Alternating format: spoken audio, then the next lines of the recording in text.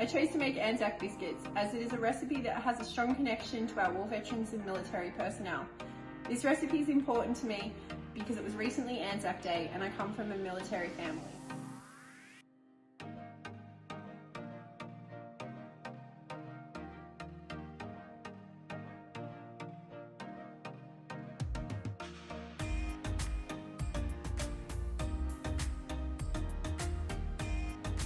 Hi everyone, my name is Jules. I am one of the regional representatives here at Random Acts, and today for my recipe for Spark, I'm going to be making chocolate chip cookies.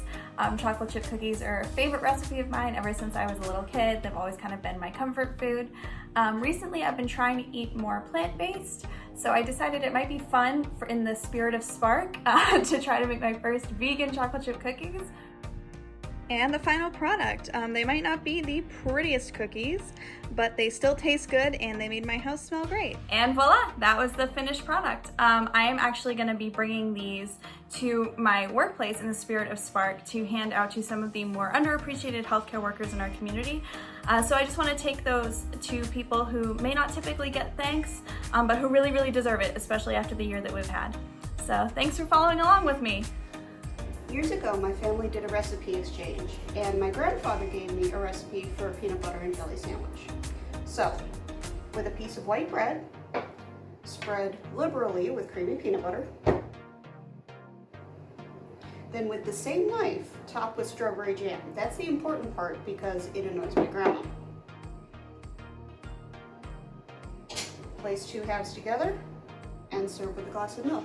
Now the part that I hope you'll join me in is donating a bunch of peanut butter and jelly to your local food bank or homeless shelter. I grew up in a large family and my mom would have to make large portions of food. Potato soup was my favorite thing to see on the stove when I got home. Begin by peeling and chopping your onions and potatoes. Then saute your onions in butter or olive oil. Boil the potatoes in chicken or vegetable broth until they're soft. Dice your garlic, add it to the sauteed onions, and then sprinkle in some thyme. Thoroughly stir the onion, garlic, and thyme mixture and add it to your potatoes. Stir to combine the two, and then put the lid on the pot and let it simmer for a while. Blend about half of the mixture to get a good creamy consistency for your soup. Add a tablespoon of cornstarch to 2 cups of milk and let it boil to thicken. Add salt and pepper to taste, and your soup is ready to serve. You can top it with anything you prefer. We usually top ours with cheese or cheese and bacon.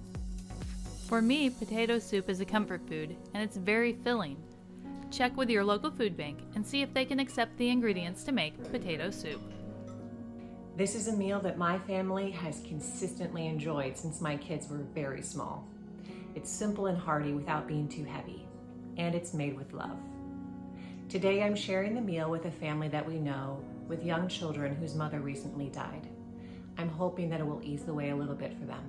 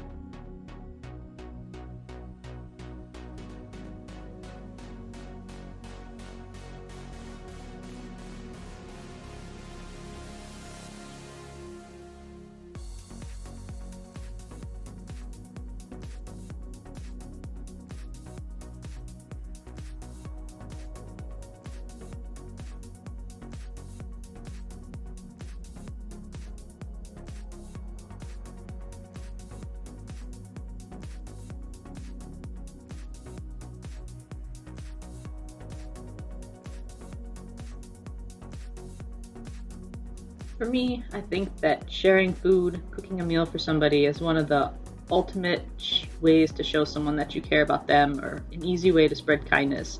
My grandma used to make these at every holiday that our family would get together. And while these might not be quite up to standards for grandma, I think that she would appreciate that I tried to make them in order to spread kindness amongst the people that I know, and I hope they'll enjoy them.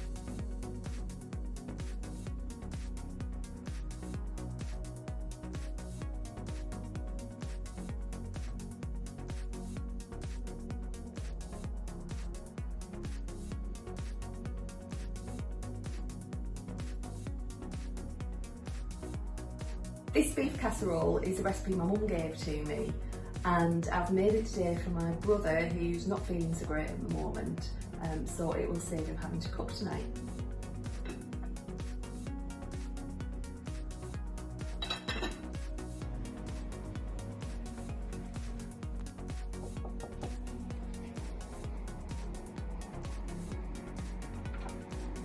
Hi, I'm Hannah and I'm the regional rep for UK North, and today I'm going to be baking banana muffins because my grandma would bake me and my brother banana cake whenever we went to see her.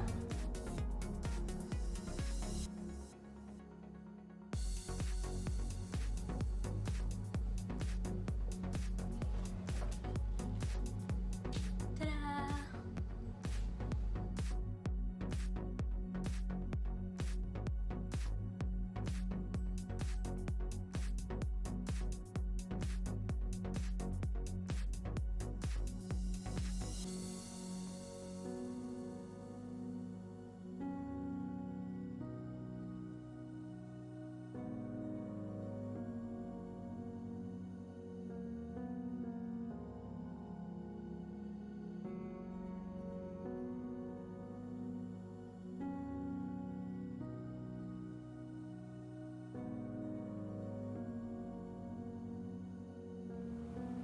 The only reason I chose this recipe was because it has always radiated comfort, and I decided to share it with some of my coworkers who have always made it easier for me at work and continue to do so, and have always shown me love and kindness, so I decided to do this just to show them a little bit of my appreciation. All right, so here are all the ingredients for our campfire salmon. We were going to do chicken, and then the dog ate the chicken. So, a little bit of olive oil, or more than a little bit, and then you put the salmon down, skin side down. Then you take a little of your spices, whatever spice blend you prefer. All right, really rubbing it in, getting some oil on top as well. Put lemon slices, our shallots and garlic, corn, mushrooms and carrots, green beans and potatoes,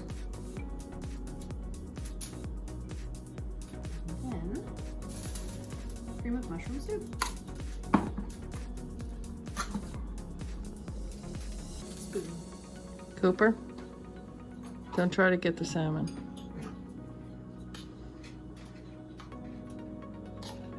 Okay, now we're gonna do our best to close this up to put it on the grill.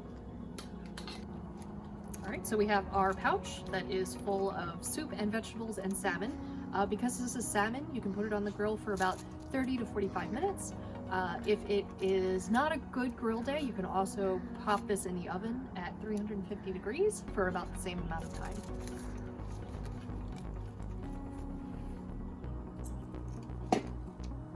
So, thanks to Random Acts, we were able to purchase this many items for our neighborhood free little pantry. So it's directly helping all of my neighbors in Seattle. Okay. All right. I will take over the phone. And here it is.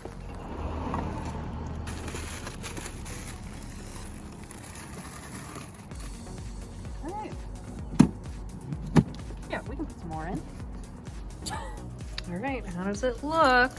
Ooh, beautiful. Ready to eat the finished product.